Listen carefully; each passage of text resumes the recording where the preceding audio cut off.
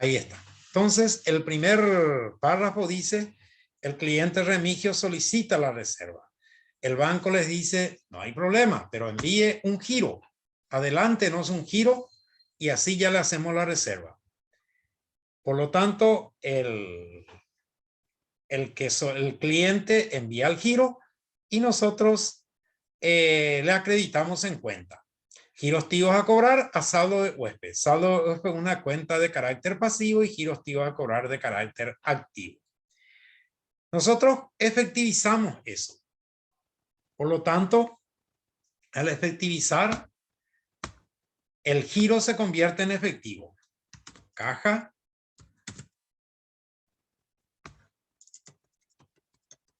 Caja a giros digo a cobrar.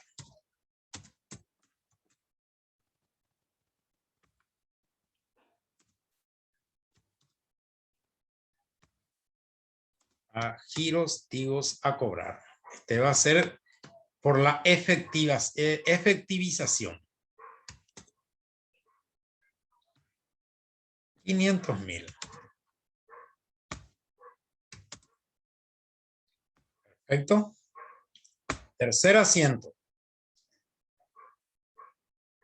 En vista de que ya pagó, se cobró el giro, por lo tanto, ya no nos debe, ya no le debemos mejor al huésped. Ya no le debemos nosotros, ¿verdad? Porque esto tiene que desaparecer ya, es una cuenta del pasivo. Entonces, para que desaparezca, vamos a debitar saldos de huéspedes y vamos a acreditar una cuenta de ganancia que va a ser nuestra ganancia y se va a llamar rentas de habitación. Rentas de habitación.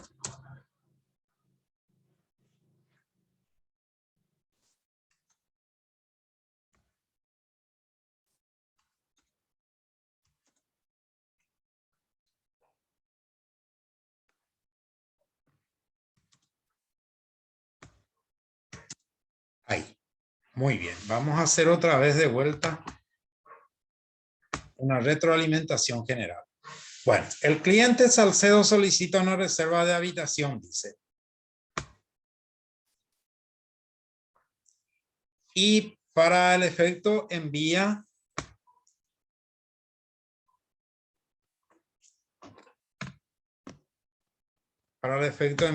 se escucha bien allá porque me escriben de que se escucha muy bajo, dice. Yo creo que a lo mejor es el problema de la señal. Bueno, entonces el cliente acepta y envía giros Tigo. Nosotros entonces ese envío recibimos y ahí ustedes tienen en el primer asiento giros Tigos a cobrar. 500.000 aumenta nuestro patrimonio, pero como recibimos de manera adelantada, entonces le debemos al cliente por eso. Y esa deuda se va a llamar a saldos de huéspedes, 500.000. Luego efectivizamos ese giro y el giro se convierte en caja. Caja a giros Tigos a cobrar. En vista de que ya le aseguramos y el señor ya está usufructuando, por esa razón entonces usamos la cuenta saldo de huéspedes, se cancela y queda la ganancia ya a rentas de habitación. Eso ya es lo que nos queda a nosotros. Lo que podríamos hacer acá es, para mayor claridad, entonces acá podemos poner que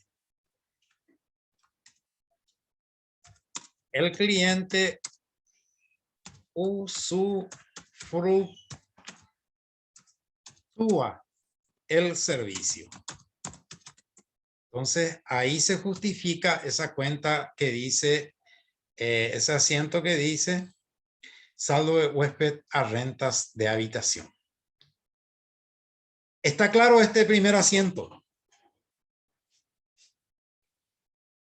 La cuenta de ganancia por el servicio, ¿cómo se llama entonces? Por favor, si me escriben o bien me responden a viva voz. La cuenta con la que registramos nuestras ganancias, tipo ventas. Si se trataba de una empresa comercial, iba a ser a ventas. ¿Y cuál es esa cuenta a ventas transportando acá al caso de un servicio hotelero?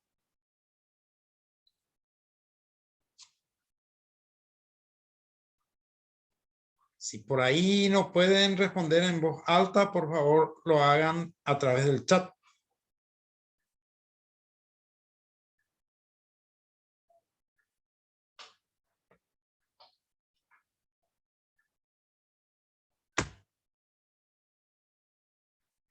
Bueno, perfecto. Entonces, en vez de la cuenta ventas, es esta a rentas de habitación.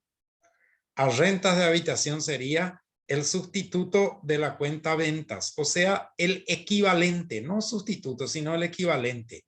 ¿Por qué? Porque nosotros no estamos haciendo contabilidad de una empresa comercial, sino contabilidad de una empresa de servicio hotelero. Es una contabilidad especial. Bien, pasemos a la segunda cuenta. El cliente Remigio Fernández realiza una reservación de un cuarto del Hotel Malian, depositando el importe de la tarifa correspondiente en la cuenta corriente bancaria cargo Banco Continental. A cuenta del Hotel Malian la suma de 1.300.000 guaraníes. Bueno, ¿qué ocurrió acá? Que el cliente dice, realiza una reservación del hotel y envía un cheque. No. Dice acá deposita en nuestra cuenta corriente. Allá en su ciudad natal, él deposita en nuestra cuenta corriente. Por eso nos encontramos de que aumenta nuestro saldo en cuenta corriente. Entonces vamos a usar la cuenta Banco Continental.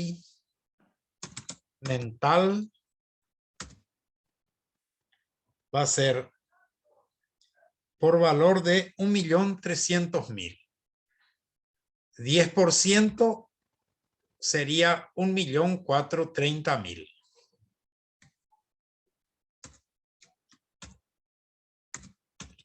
430.000.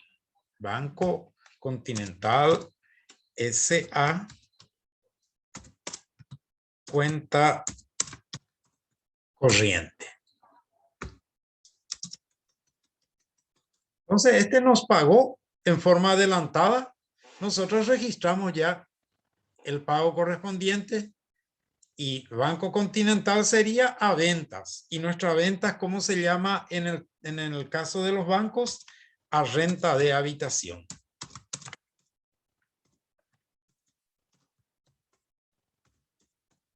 Renta de habitación. 1.300.000.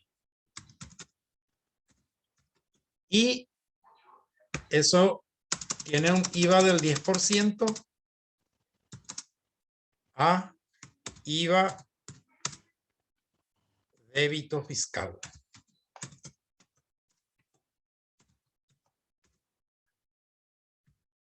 $130.000.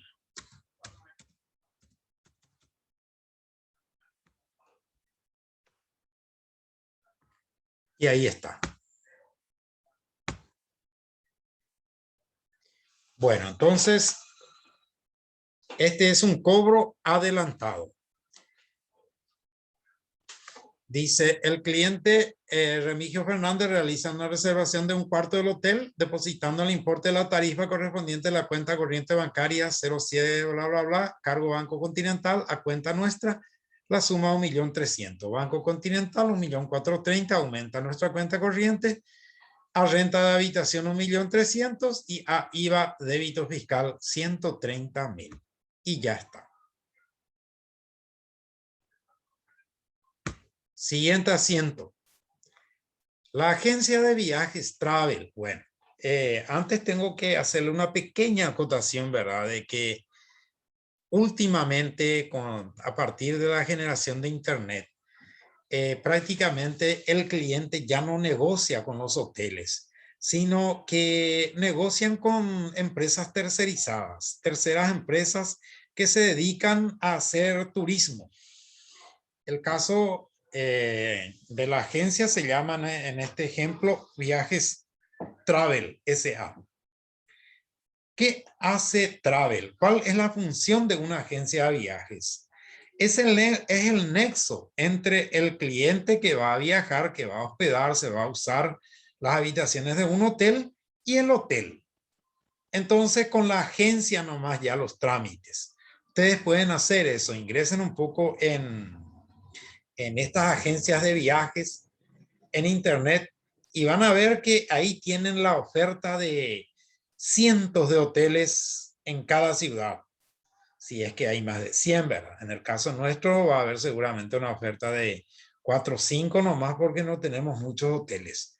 Pero la función de esta agencia de viaje es concertar con el viajero.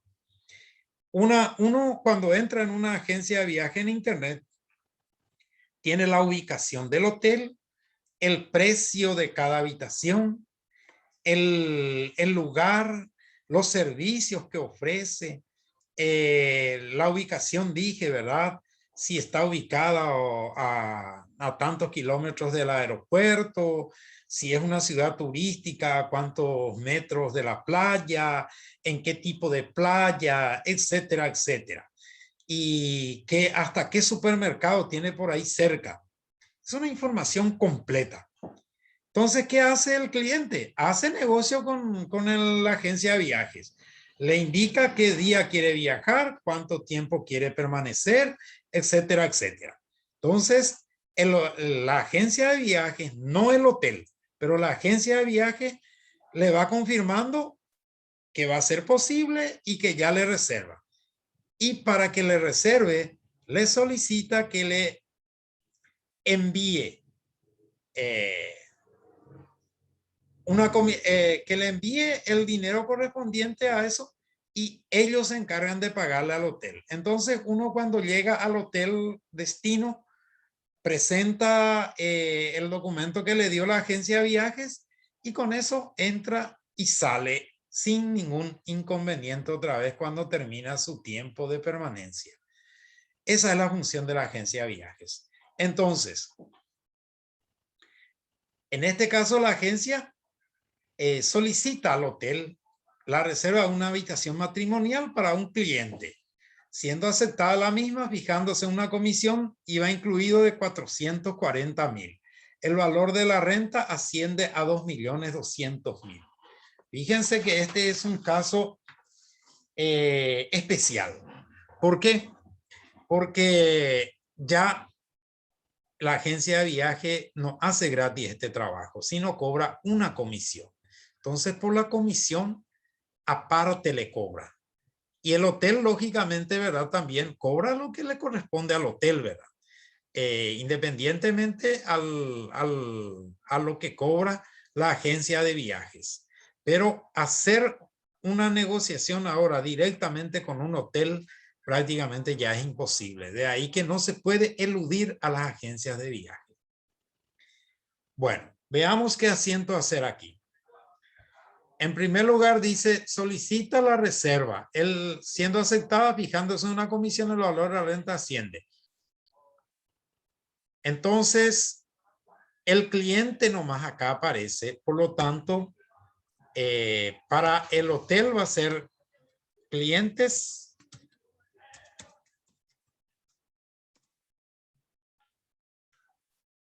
agencia travel. No el cliente que va a ir a usar, sino la agencia. Con la agencia el hotel conecta. Entonces, el cliente en este caso le debe entregar 1.760.000 guaraníes de los 2.200.000 porque 440.000 ya le va a pagar de esto, de los 2.200.000. Entonces, clientes, agencia Travel, tenemos 1.760.000. Las comisiones pagadas a la agencia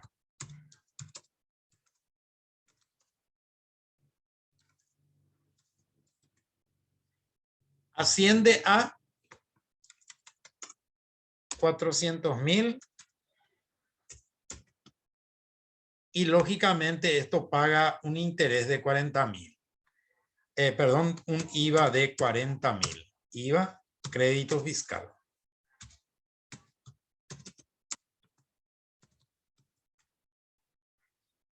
Fiscal de 40.000. Bien, ahí está completando la parte de las registraciones en la cuenta deudora. Y bien, ¿qué es lo que nosotros cobramos? A renta de habitación. A renta de habitación, ¿que va a ser cuánto? Acá dice 2 millones, porque iba incluido 2.200. Entonces, 2 millones.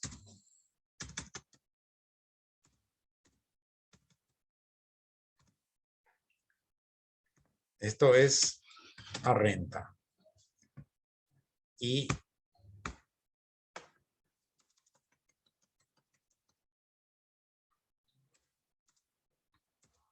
a IVA débito fiscal.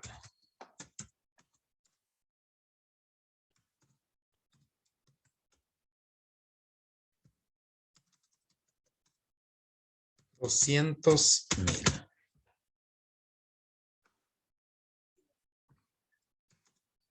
Muy bien. La renta de su habitación costó 2 millones, pero no pudo cobrar todos los 2 millones, sino cobró 1.760.000 nomás. ¿Por qué? Porque de este 2 millones le saca 400.000 guaraníes de comisión la agencia de viajes y 40.000 de IVA también que pagó. Por lo tanto, solamente pudo cobrar, o sea, le está debiendo a agencia Travel, le tiene que entregar la diferencia nomás ya. 1.760.000. En realidad, toda la operación costó, acá hay un cerito de más, toda la operación costó 2.200.000, pero la agencia de viaje, al sacarle la comisión y eso, queda debiéndole 1.760.000 nomás ya. Por lo tanto, renta de habitación es una cuenta de ganancias y la cuenta IVA débito fiscal, saben ustedes que es una cuenta del pasivo. Es la deuda nuestra del impuesto percibido y que se le tiene que entregar en algún momento al fisco. ¿Estamos con esto?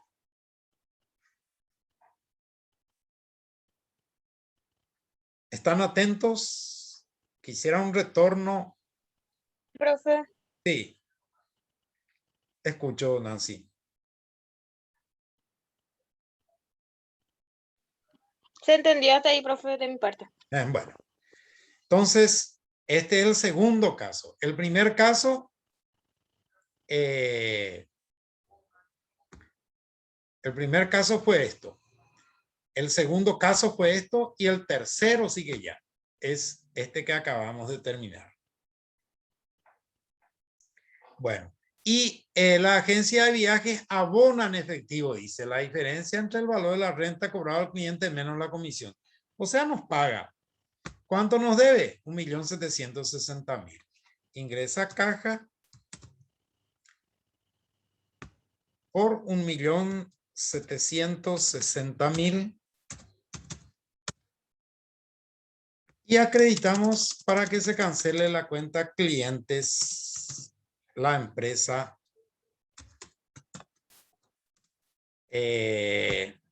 de viajes. La agencia de viajes. Perfecto. Entonces, ahí está finiquitado el tema. Así se opera, así se trabaja con las agencias de viaje. Estamos aprendiendo ya de las dos formas. Cuando hay intermediación de agencias y cuando no hay intermediación de agencias. Generalmente, últimamente, la forma en que se procede es a través de agencias. Mucha gente ya contratan un año antes, reservan ya las habitaciones de un hotel para aquellos que tienen pendiente alguna especie de viajes de vacaciones, por ejemplo.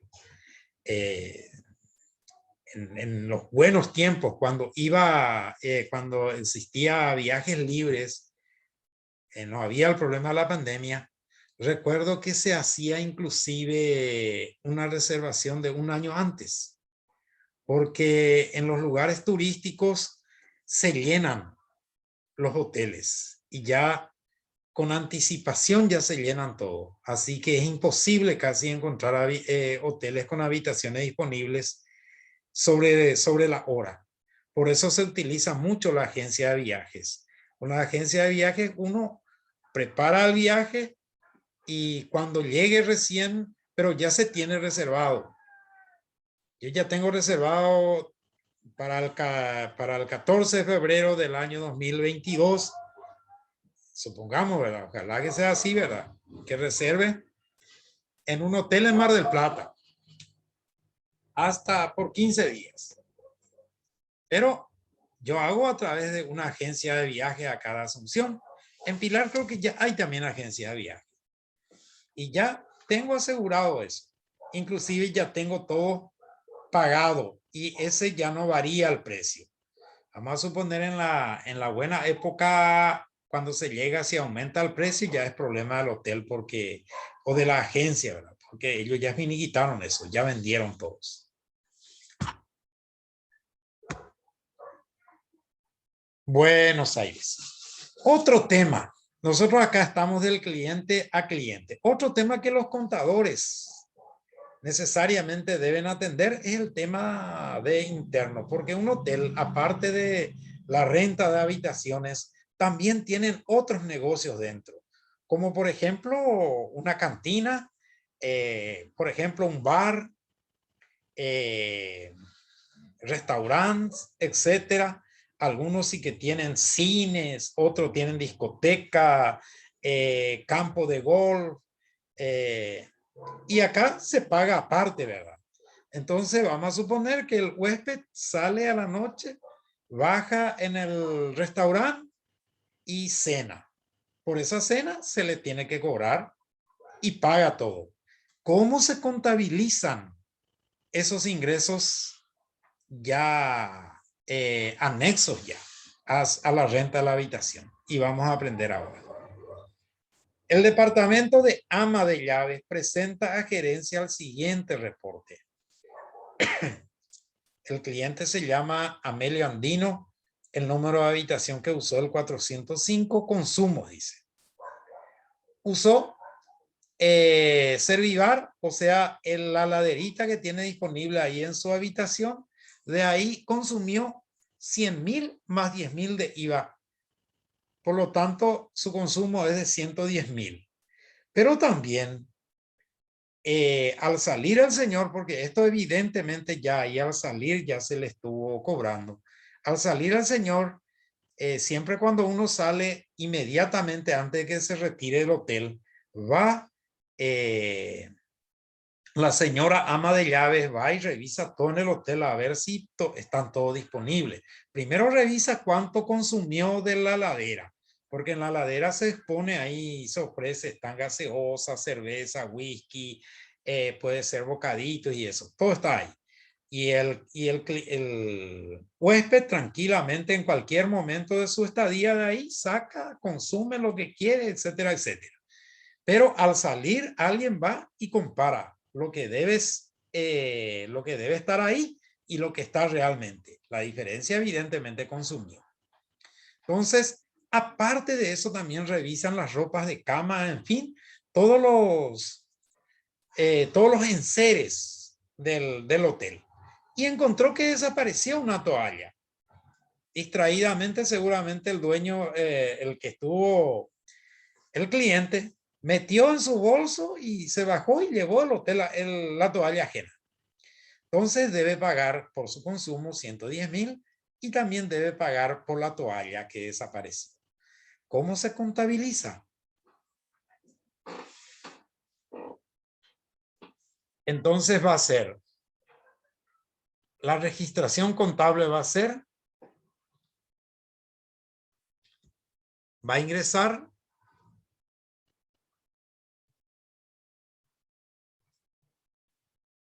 a ingresar la cuenta huéspedes o clientes. En este caso, clientes no vamos a utilizar porque clientes ya hemos adoptado esta cuenta con la agencia de viaje. Entonces queda debiendo huéspedes a consumo de Servivar.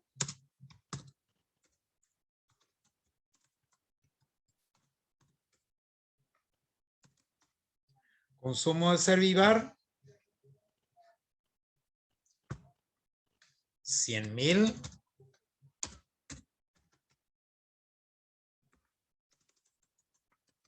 IVA. Débito.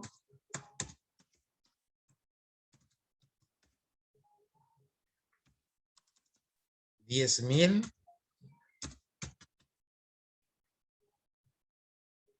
Y cuando faltan así sábanas, manteles, toallas, etcétera, etcétera, la cuenta a utilizar es a blancos faltantes. Blanco le llaman ellos, tal vez por el color de la sábana y eso. A blancos faltantes 100,000. Por lo tanto, el huésped queda debiendo 220,000.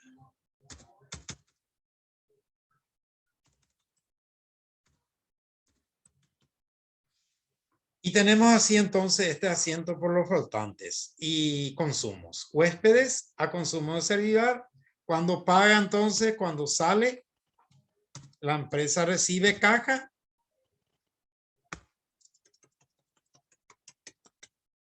a huéspedes para cancelar su cuenta. Acá vamos a poner la aplicación. Se carga en cuenta del huésped. Y acá cobro de deuda del huésped. Pregunto yo, ¿por qué no se le cobró ¿por qué no se le cobró la renta de habitación? Porque ya se le cobró todo en su momento con la agencia de turismo. Ahí ya se le cobró. Por lo tanto, acá solamente lo que consumió dentro del hotel y las cosas que destruyó a su paso. Si no tuvo ninguno de estos, entonces automáticamente sale libre y no paga absolutamente nada ya en esta etapa, porque ya lo había hecho anteriormente a la agencia de turismo al registrarse. Y bien, gente, con esto entonces voy a guardar esto porque después voy a alzar en el aula para que ustedes al estudiar ahora miren este mismo ejercicio para que puedan prepararse. Acá falta el monto también. ¿Cuánto le tengo que cobrar? 220,000.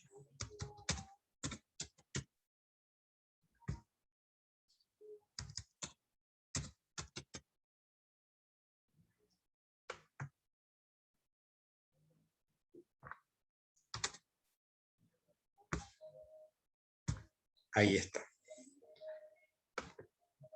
Muy bien.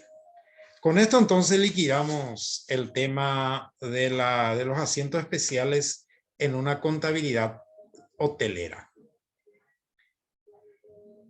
¿Alguna pregunta?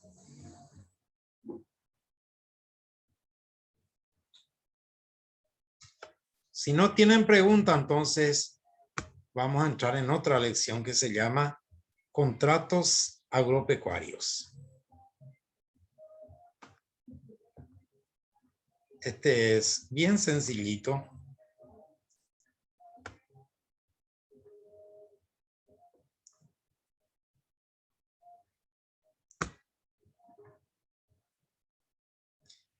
Los contratos agropecuarios. ¿Qué son los contratos agropecuarios?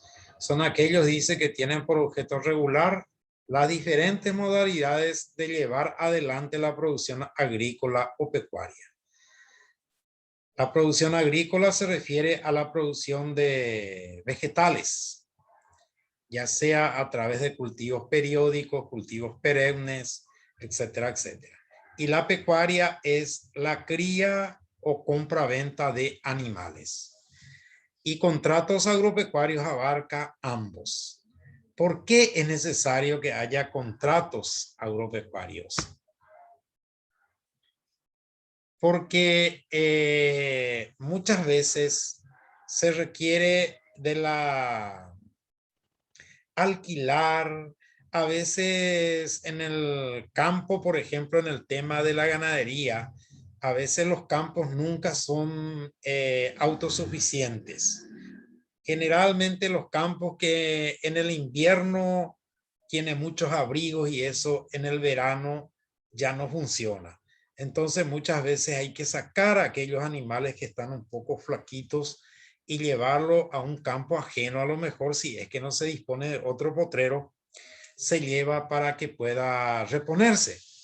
Entonces muchas veces se recurre a la utilización de campos ajenos para pastaje de nuestros animales. En la parte agrícola, muchas veces hay agricultores que no tienen tierra o chacra y le proponen a los que sí tienen para que ellos puedan plantar sus productos en su campo y el fruto del cultivo puedan disfrutar ambos. El dueño de la tierra por ser el dueño de la tierra, ¿verdad? Y el que puso el factor trabajo, el que no tiene tierra, pero que estuvo sembrando también, entonces va a tener que compartir con el dueño de la tierra. Y a cada uno de esos tipos de contratos se le llama de manera diferente. Y vamos a aprender eso hoy. ¿Cómo se le llama? Primero hay una locación de inmueble, el Código Civil. Ese es un contrato que no es precisamente rural, sino más bien es un contrato urbano. Cuando alquilamos una casa, entonces generalmente hay una especie de locación de inmueble. El contrato se hace y ustedes manejan bien cómo se hace un contrato de alquiler. Pero dentro del contrato rural hay uno que se llama contrato de aparcería, que puede ser agrícola y pecuaria. Este está en el estatuto agrario. El estatuto agrario es un código legal que rige para la parte agropecuaria. Dice, aporte de ambas partes, se reparten los frutos. A eso se llama aparcería. Aporte de ambas partes repartiéndose los frutos. Cada uno tributa por separado. Sociedad rural, sin embargo, es cuando hay sociedad ya.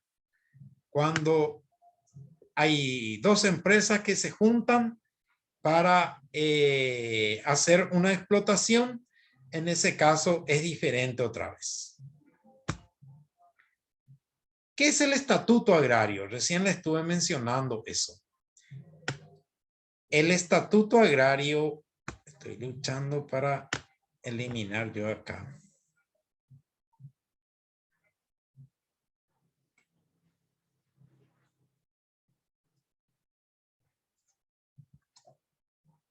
Acá tenía que quedar. Y este es el que no se me acomoda.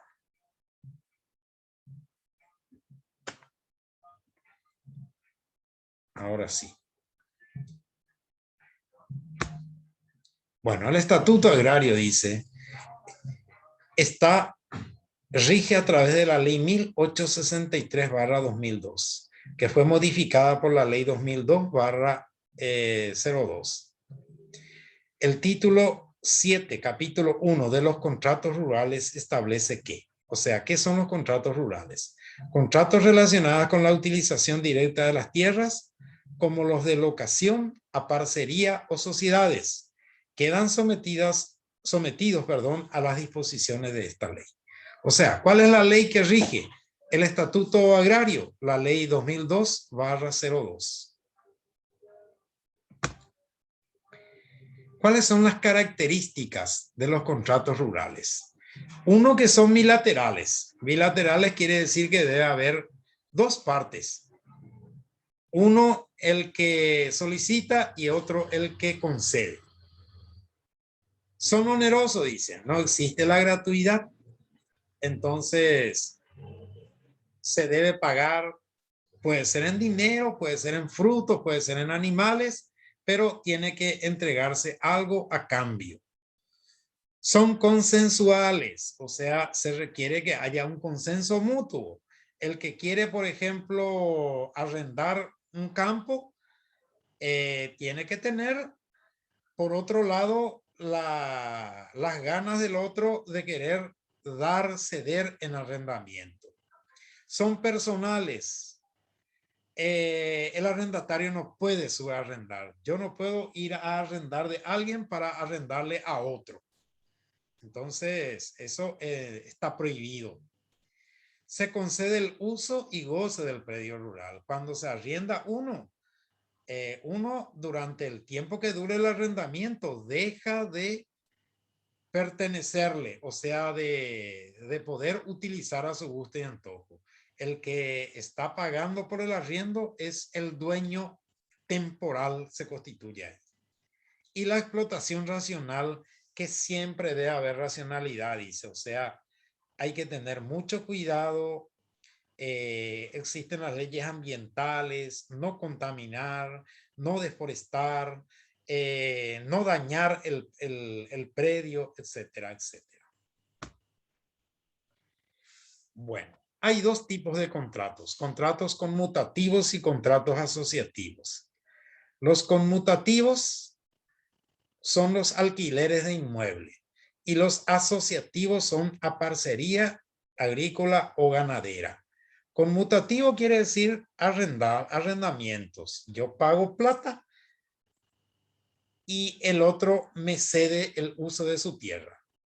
En cambio, los asociativos, yo me asocio con el dueño de la tierra y juntos llevamos adelante una actividad productiva.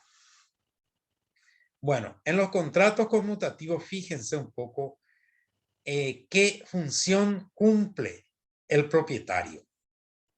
El propietario percibe un precio por la tierra, no tiene participación empresarial, él no se mete, que eso quiere decir que él no se mete en el negocio del que le está alquilando y no asume riesgo de la empresa. O sea, si el que alquiló de él le va mal, es su problema, él no pierde, él sí o sí tiene que percibir su alquiler mensualmente, y que se le muera o no las vaquitas de la persona que alquiló, ya es problema del arrendatario. Esa es la función del propietario en un contrato conmutativo. El propietario. Y el arrendatario, él sí asume obligaciones respecto del predio. Posee el uso y goce del predio. Él, al arrendar, usa y goza del predio. Asume los resultados. Ganó o perdió, ya asume él. No le puede reclamar a nadie. Circunscribe su gestión a la empresa y paga por ello. Entonces, esa es la función de un contrato, de las partes en un contrato conmutativo. En un contrato asociativo a parcería agrícola o ganadera, ¿qué rol cumple el propietario? Primero, aporta el uso y goce del predio. Asume riesgos empresarios. Porque él dice, bueno, está muy bien, yo entro a la chacra y hacemos la actividad en forma conjunta. Vos me vas a pagar con el producto de la chacra. Y vamos a comprar juntos fertilizantes, etcétera, etcétera. Un poquitito menos yo voy a entrar. ¿Por qué? Porque yo, aparte de aportar contigo para la producción, estoy aportando la tierra que le estoy cediendo para uso y goce de nuestra empresa. Participa de la administración, lógicamente, ¿verdad? Asume obligaciones respecto del predio y participa del resultado, ganancia o pérdida. El caso típico de una persona que tiene la tierra y otro que no tiene, pero este quiere plantar verduras. Y el propietario le dice, vení acá, yo tengo disponible un patio. Y el otro viene, trabaja como negro. Y el propietario también dice, vamos a sacar la mitad y mitad, vamos a repartirnos después por la huerta, por lo producido por la huerta. Juntos hacen y pagan juntos, señor, tenemos este gasto, etcétera, etcétera. A lo mejor llegan a un acuerdo y el 50% nomás paga el propietario por ser también aportante del uso y goce del predio. Pero después asume obligaciones y participa de las ganancias o pérdidas. El arrendatario participa de las ganancias y pérdidas también. Asume también, igual que el propietario, riesgos empresarios y circunscribe su gestión a la empresa y aporta el factor trabajo, cosa que el otro no aporta. Su trabajo es la contrapartida por la tierra del propietario. El trabajo del arrendatario viene a ser la contrapartida de la tierra del propietario. Contrato de locación de inmuebles. Este es el primer contrato. Es aquel por el cual una de las partes, llamada locador o arrendador, cede el uso y el goce de un inmueble por un precio cierto en dinero. ¿Ese es de carácter conmutativo o de carácter asociativo? Es de carácter conmutativo. La condición radica que debe existir entrega del inmueble al locatario o arrendamiento total, y la contraprestación es un precio cierto en dinero que se paga independientemente al uso y o productividad de la tierra. Este es el contrato de arrendamiento. Y acá aparece de manera gráfica. El arrendador o dueño de la tierra concede el uso y goce de un predio rural ¿a quién? Al arrendatario. El arrendatario paga un precio en dinero al arrendador. Se nos fue. Ahora sí. Paga un precio en dinero al arrendador. El arrendador expide factura con IVA a nombre del arrendatario, que viene a caer en poder del arrendatario. Y por lo producido en el campo paga IRAGRO, y acá los ingresos recibidos pagan IRASI, RPC, IVA. Otro tipo de contrato, a parcería. Este es un contrato asociativo. Existe contrato a parcería cuando una de las partes se obliga a entregar a la otra o un predio rural con o sin plantaciones sembrados en serio elemento de trabajo para la explotación agropecuaria en cualquiera de sus especializaciones, con el objeto de repartirse los frutos. No le va a pagar en efectivo, sino se van a repartir los frutos. Si llega a perderse todo, tampoco el dueño de la tierra va a recibir nada, porque también se hace parte ya de la empresa. Acá dice al respecto: el reparto de frutos debe ser en proporción a lo aportado y a los elementos y gastos que cada parte contribuya, no pudiendo fijarse una cantidad de dinero, porque la esencia del contrato de parcería se encuentra en la repartición de los frutos obtenidos al final del mismo. Sin embargo, nuestra legislación permite repartirse el dinero equivalente a una cantidad de frutos animales vigente en la parcería.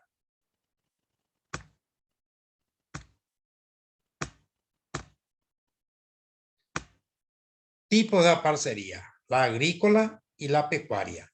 Las agrícolas surgen la metodología de cómo deben repartirse los frutos de los aparceros, dice, los cuales libremente pueden convenir el porcentaje de cada uno al tiempo de la celebración del contrato, pero no pudiendo disponer de los frutos sin su previa distribución, salvo autorización expresa de la otra parte. Eso quiere decir que si cultivan algodón, ninguna de las partes puede vender por su lado. Primero deben cosechar todo, pesar y repartirse de acuerdo a lo convenido. Después está la parcería pecuaria. Eso se refiere a animales. Se da cuando la cosa dada en la parcería son animales, los que se distribuirán de acuerdo a lo convenido. Obligación de las partes: el aparcero realizar personalmente la explotación. Dijimos que el que pone la mano de obra. Dar a la cosa el destino convenido en su aspecto el que determine. Realizar la explotación con sujeción a leyes y reglamentos. Obligaciones del dador, en este caso del dueño de la tierra. Debe garantizar el uso y goce de las cosas dadas en la parcería. Porque no solamente tierra la puede dar también un tractor.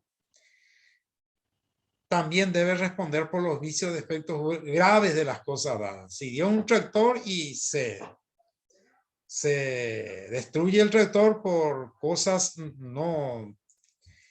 que no son parte del trabajo, entonces él debe reponer eso.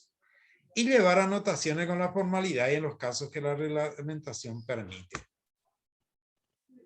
Derechos del aparcero, en este caso de la persona que hace el trabajo. Destinar sin cargo una parte del predio para asiento de vivienda, pastoreo y huerto. Esto de repente, el aparcero tiene el derecho de recibir un espacio para hacer ahí un ranchito. Vamos a suponer vive lejos de su casa y quiere ir a instalarse luego al lado de su chacra para regar, para cuidar, etcétera. En ese caso, si le pide al dueño de la tierra un lugarcito para levantar ahí un ranchito, este le tiene que ceder. Y acá vemos, cede el dueño de la tierra, cede el uso y goce de un predio rural, animal en serie y demás elementos de trabajo. El aparcero dador no transfiere la propiedad de los bienes objeto del contrato, sino le cede nomás en uso, no vende.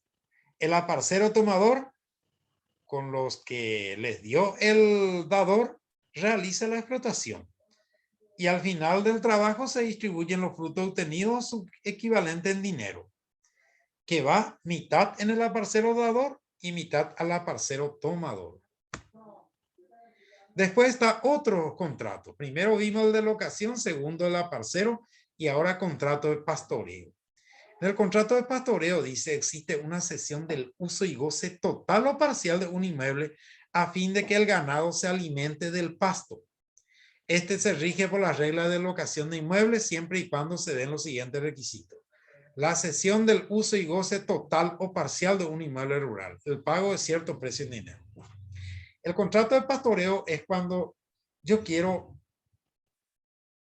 llevar a mis animales para pastar porque en mi campo ya no hay pasto o no hay agua y en el campo donde quiero llevar ahí se disponen de esos alimentos y agua. Entonces hago un contrato de pastoreo y ese contrato es como una locación. Ese campo, ese potrero queda exclusivamente para mí. El dueño de ese predio me va a permitir que solamente yo tenga ahí mis animales. Ni él puede meter sus animales, ¿verdad? Porque el predio es el que me deja para que mis campos, para que mis animales puedan pastar.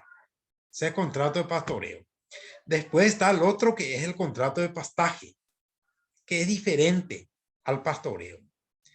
En este caso, cede una parte del campo para el pastaje de los animales, a los efectos del engorde de ganado, pero sin ceder el uso del inmueble, como ocurre en el contrato de pastoreo. El cuidado y de los animales y la conservación del campo quedan a cargo del propietario del inmueble. Entonces, ¿cómo se da esto? Tengo un potrero y alguien quiere meter 10 animales.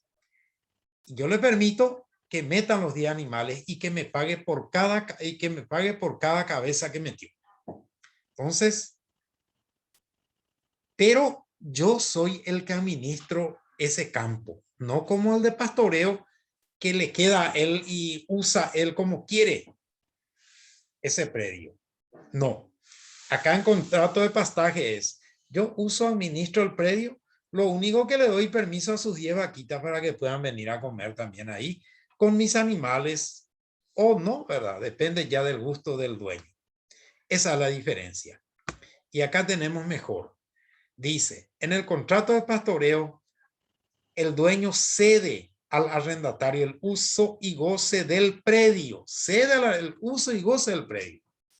En el de pastaje, el dueño del campo recibe en su campo animales de tercero para que se alimenten con los pastos y rastrojos de sus campos, pero sin ceder el uso y goce del lugar. Pastaje no cede el uso y goce. Pastoreo cede el uso y el goce. En contrato de pastoreo, cobra por ceder el uso y goce un precio en dinero y al existir un pago en dinero se presume que hay un arrendamiento comercial. Y acá, sin embargo, percibe un precio por animal y por tiempo de permanencia lo mismo en su predio. Ahí está la diferencia. Muy bien, gente, con eso nosotros, con esto agotamos nuestra clase de esta noche. Y estuve mirando nuestro calendario y ya vamos a tener una prueba final porque ahora creo que tenemos solamente 2 clases, ya nos quedan. Entonces, en estas 2 clases vamos a terminar y a lo mejor en una clase más vamos a tener clase y en la última ya vamos a rendir y vamos a sumar y vamos a obtener ya el porcentaje para ver si ya van al repechaje o bien ya directamente van a la final.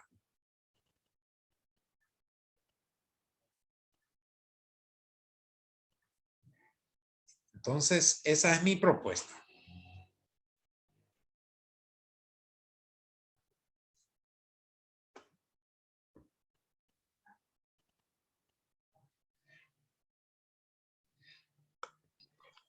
Profe, sería de hotelería y el que explicaste hoy el examen, ¿verdad? Y eso vamos a conversar ahora la próxima clase.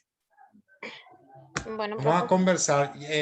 Vamos a ver ahora qué fue lo que ya se ha evaluado y qué falta. Y aquellos que faltan evaluarse seguramente va a formar parte de nuestro